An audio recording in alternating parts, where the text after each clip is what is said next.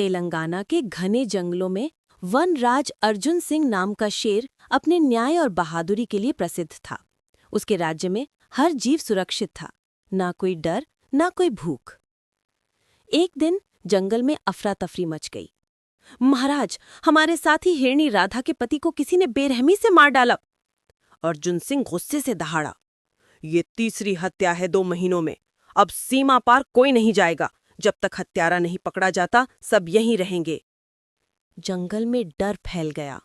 अर्जुन सिंह रात दिन सोचता रहा, आखिर कौन है जो उसके राज्य की शांति भंग कर रहा है। एक घायल सियार। एक दिन गश्त के दौरान अर्जुन सिंह ने देखा एक सियार खून से लथपथ पड़ा है। कौन हो तुम? ये हालत कैसे हुई तुम्हारी? सियार ने कराहते हुए कहा, महाराज, मैं पास के जंगल का निवासी हूँ। कुछ खूंखार शिकारी जानवरों ने हमला कर दिया। अर्जुन सिंह बोला, चिंता मत करो, तुम अब मेरे संरक्षण में हो। वो सियार को अपने कले जैसी गुफा में ले गया, खुद जड़ी बूटियां लगाईं, खुद खाना खिलाया। धीरे धीरे सियार ठीक हो गया। महाराज, आपने मेरा जीवन दान दिया है, मैं ये उपकार कभी नहीं भूलूंगा। अर्जुन सिंह मुस्कुराया, मैंने सिर्फ अपना कर्तव्य निभाया है। कुछ महीने बाद गर्मी इतनी बढ़ी कि नदियां सूख गईं। महाराज, पानी खत्म हो रहा है, तोते ने कहा। हाँ, अगर पानी नहीं मिला तो पूरा जंगल खत्म हो जाएगा, भालू बोला।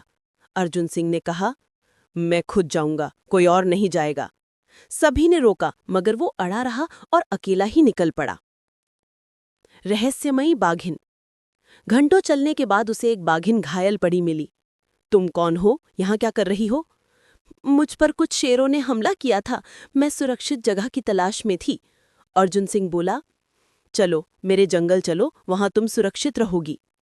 बाघिन का नाम था नैना। वो सुंदर और चालाक थी। जल्द ही उसने अपनी मधुर बातों से सबका दिल जीत लिया और अर्जुन सिंह का भी। महाराज, क्या मैं इस जंगल की रानी बन सकती हूँ? अर्जुन सिंह मुस्कुराया, क्यों नहीं, तुम मेरे साथ रह सकती हो। दोनों का विवाह धूमधाम से हुआ। लेकिन उस रात नैना जंगल के बाहर एक और बाघ से मिलने गई, काल सिंह उसका असली पति। काम हो गया, नैना बोली, अर्जुन सिंह मुझ पर पूरी तरह भरोसा कर चुका है। काल सिंह हंसा, अब अगला कदम उसे भेड़ियों के इलाके में फंसाना। अगली सुबह नैना बोली, महाराज, क्यों ना आज किसी नई जगह घूमने चले? ठीक है, अर्जुन सिंह ने हामी भरी। वो दोनों भेड़ियों के इलाके में पहुंचते हैं और अचानक दर्जनों भेड़ियों उन्हें घेर लेते हैं। कल हमारे बच्चों को तूने ही मारा था। नहीं, मैंने कुछ नहीं किया, अर्जुन सिंह चिल्लाया। तभी नैना बोली, यही तो मैं चाहती थी अर्जुन सिंह, अब तू मरेगा और मेरा काल सिंह राजा बनेगा।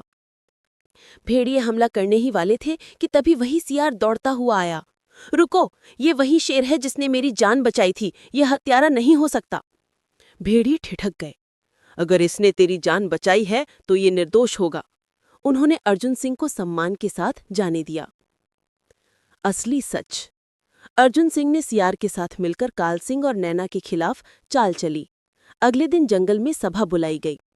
नैना रोते हुए बोली, हमारे महाराज अब नहीं रहे, उन्हें भेड़ियों ने मार डाला। और उसने काल सिंह को नया राजा घोषित कर दिया। तभी गुफा के द्वार पर एक भारी दहाड़ गूंजी, ठहरो, अर्जुन सिंह अब भी जिंदा है। सारे प्राणी हैरान रह गए। अर्जुन सिंह ने सबके सामने सच उजागर कर दिया। इस बाघिन ने धोखे से मुझसे विवाह किया ताकि काल सिंह राजा बन सके। सियार ने गवाही दी, सच यही है, मैंने खुद सुना था इन दोनों को योजना बनाते हुए। न्याय की आग। अर्जुन सिंह बोला, नैना, तेरे झूठ ने मेरे विश्वास की हत्या की है। ये जंगल है, यहाँ गद्दारी की सजा सिर्फ मौत है। वो गरजा और एक ही बार में नैना और काल सिंह को खत्म कर दिया। उस दिन के बाद अर्जुन सिंह ने प्रण लिया, अब मैं कभी विवाह नहीं करूंगा, अब मेरी रानी होगी ये जंगल। उसकी दहाड़ आज भी उस जंगल की हवा में गूंजती है, जो याद दिलाती है